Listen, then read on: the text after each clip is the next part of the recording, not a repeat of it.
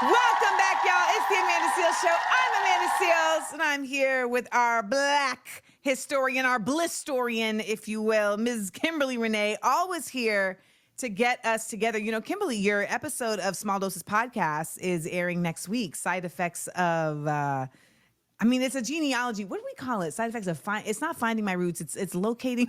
I forgot what we called it, but Kimberly is also a genealogist, and so she proved once and for all that I am a descendant of chattel slavery. So all you ADOS folks can kiss it.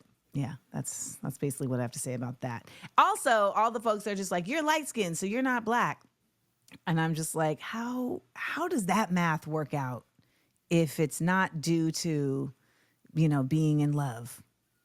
Great question. Right? Great question. Right? We have not gotten to the bottom of if I am a descendant of Robert E. Lee, though. So I can continue digging. I've just had a few clients that have kind of got in the way. But we can keep digging. If it comes across your path, I'm just curious on if I am the descendant of a terrible leader of the Union Army. So, something I just feel like I should know. Yes. But you always tell us things that we should know when we bring up Ish. So what are we going to learn about today? Yes. Well, we're talking about Juneteenth. Is that okay? Of course. Awesome. Because I wanted to take some time to address some myths that are permeating the interwebs. Okay. And so let's just start off let's just hit them at the very top. So Juneteenth was not the day that the enslaved people in Texas learned of their freedom. That's the first myth. The second myth is that it wasn't the end of slavery in the United States. That's myth number 2. And myth number 3 is that it is the oldest U.S. celebration of freedom of enslavement. It's also not that. So let's break down how, the whys, the details, because I know people are listening like, girl, what you talking about?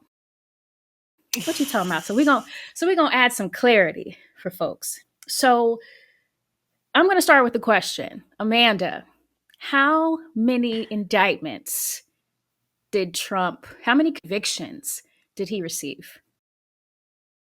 I believe it's either 34, 36, or 38. 34, okay. Right?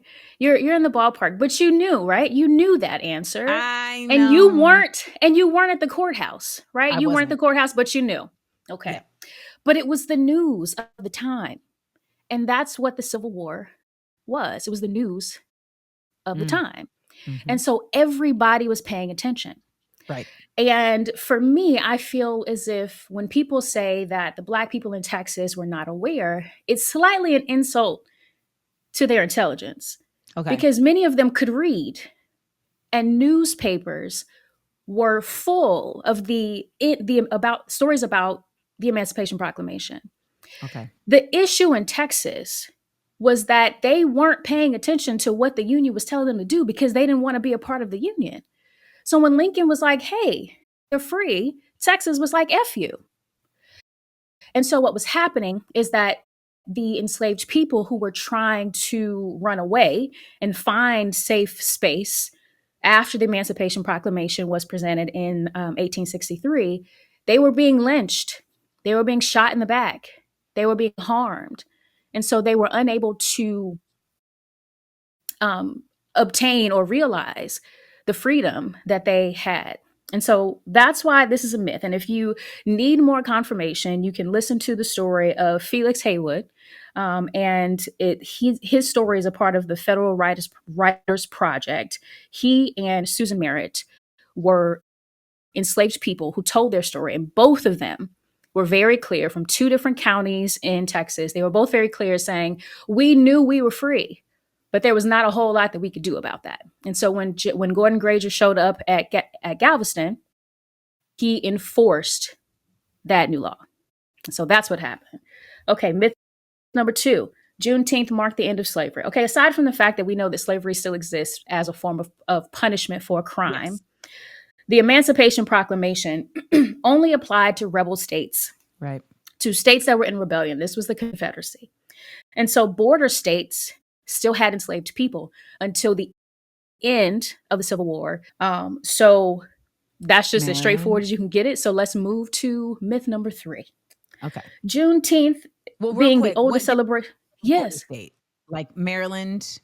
So the border states were Delaware, Kentucky, Maryland, Missouri, and West Virginia.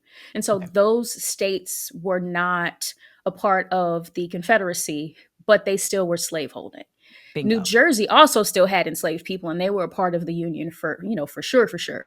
They were actually pretty late in ratifying. So, myth number 3, Juneteenth is the oldest celebration of emancipation in the United States. That's also false. And so this is one thing that a lot of people have not heard about. So 2 things. First, Black churches were actually having watch nights for a long time. So right before the Emancipation Proclamation took effect, Black churches were coming together, like in that moment of waiting for it to pass. And so they got together very much like churches do now to celebrate the new year and give thanks. They were waiting for the Emancipation Proclamation to happen. So that Black churches were already doing it.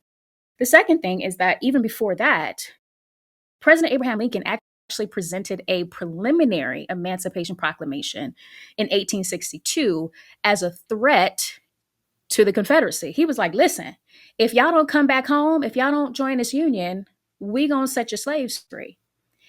Confederacy wasn't feeling that, but the people of Gallipolis, Ohio were like, oh, for real? You'll have our back a little bit? And so they celebrated September 22nd, 1863, the same day that the preliminary Emancipation Proclamation was released. They started to celebrate Emancipation Day just on the preliminary. They was like, we getting ahead of this. Give God thanks in advance. Yeah. And so Gallipolis, Ohio, which is a place most people have probably never heard of, actually has the oldest Emancipation Day in the United States of America. And so those are your 3 myths and truths in this episode of Bringing Up Oldish. So how annoyed have you been for the past 4 years watching us just run our mouths incorrectly? Oh, it's frustrating because I read this article in the New York Times. I read Britannica.com talking about this was the day that the slaves learned that they were free. No, it wasn't. No, so it wasn't. You understand why so many people rattle that off, right? Because yes. I can tell you that I have absolutely researched, and that was what came back to me. And so I'm like, okay, that's correct. That. Right. But straight out of the horse's mouth, Mr. Felix was like, we been nude. Because Mr. Gudlow, that was his real name, because Mr. Gudlow was going to the post office every other day waiting for them newspapers to come in. And so we knew exactly when we were free.